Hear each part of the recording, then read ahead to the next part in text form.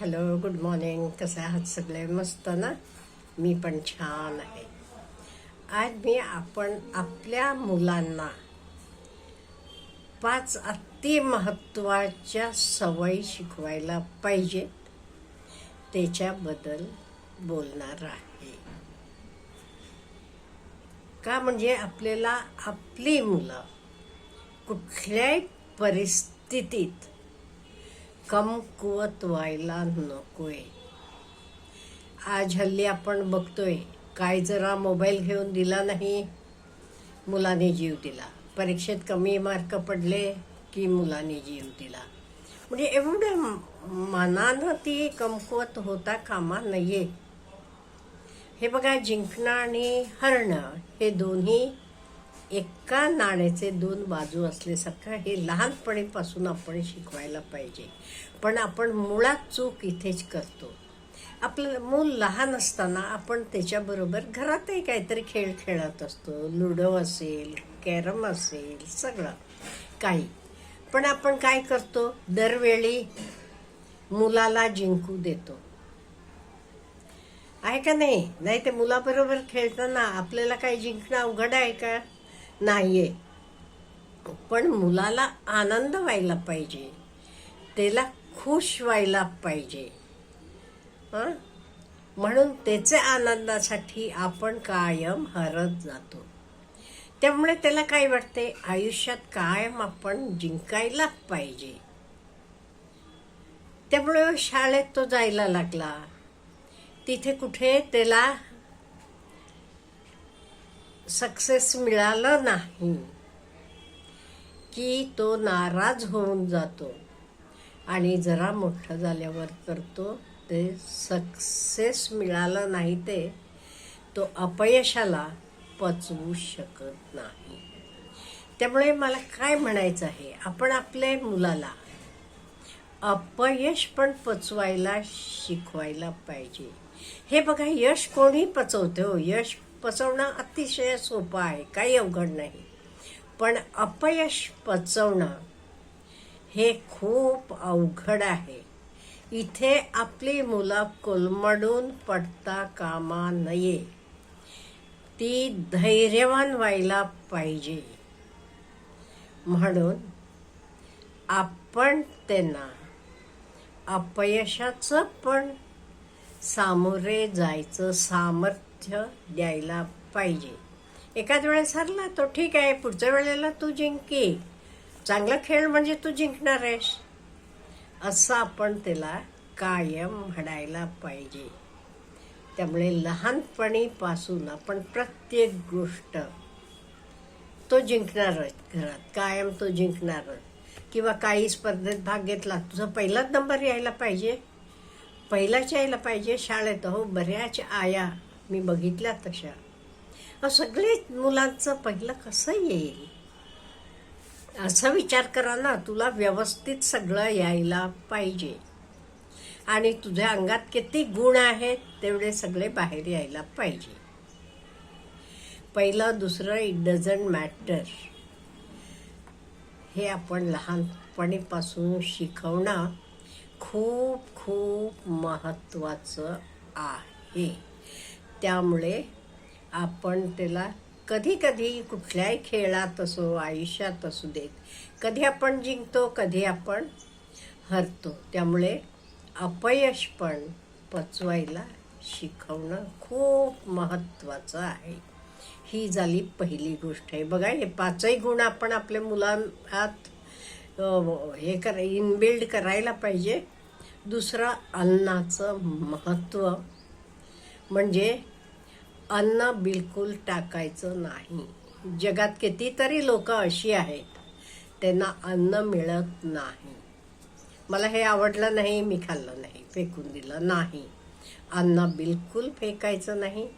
आणि time to time ते वेळेला जेवायचं, नाश्ता करायचा, हे सगळं आधी मोठे पण नियम घालून घेतला पाहिजे आणि मुलांना पण हा नियम घालायला पाहिजे.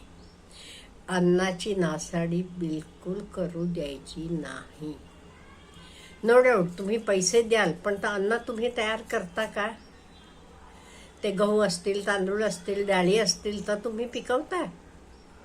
अन्न नासाडी करणं म्हणजे आपल्याला अन्न देतो ते शेतकऱ्याचा अपमान करणं आहे.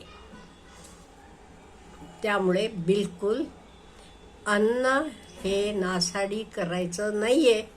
आणि तर अन्न पिकवायला आपले शेतकऱ्याला किती कष्ट पडतात. आणि त्याच्यामुळे बिलकुल तू हवं एवढं घे, पहिल्यांदा काय हवे तेवढं घे, नको त्या अधिक काढून घे, पण पानावर घेतलेलं टाकायचं नाही. हे लहानपणीपासून त्याला क्लिअर करायला पाहिजे. आणि third is good healthy habits. हल्ली काय झालं, उठकी सूट मुलांना जंक फूड खायची खूप खूप सवय झाली आहे. पिझ्झा म्हणे, बर्गर म्हणे, आणि काही काही नावं, मला नावं पण माहीत नाही आहेत. पण हे जंक फूड चांगलं नाही आहे. तुम्ही बघा अमेरिकेत सुद्धा आता तर हे झालेलं आहे, it is not good for health म्हणून. तुम्ही किती व्हिडिओज बघा, सगळं बघा. त्यामुळे जंक फूडचं युसेज पण खूप कमी करायला पाहिजे. जेवढा आपल्याला कमी होईल तेवढा कमी व्हायला आपण प्रयत्न करायला पाहिजे. घरातले त्यामुळे जे गृहिणी असते तिनं नवीन नवीन प्रकार करायचे, आपल्या मुलाला आवडेल तसं चांगलं करायचं आणि टेस्टी म्हणजे त्याला आवडेल तसं करून घालायचा प्रयत्न करायला पाहिजे. आणि मुलाला पण त्यामुळे घरात बनवलेलं हेल्दी फूड खाण्याकडे त्याची कल होईल. आणि चौथं, फायनान्शियल एज्युकेशन. हे बघा कुठल्याही शाळा कॉलेजमध्ये दिलं जात नाही. पैसा महत्त्वाचा आहे पण त्याचं शिक्षण दिलं जात नाही. त्यामुळे आपण हे सुद्धा त्याला शिकवायला पाहिजे. त्याला एक पिगी बँक आणून द्या. त्याला कोणी दिलेल्या, आपण दिलेल्या असू देत, आपल्याकडे कोणी गेस्ट आले की त्याच्या हातात देतात पैसे, ते सगळे त्याला ते पिगी बँकेत साठवायला लावा.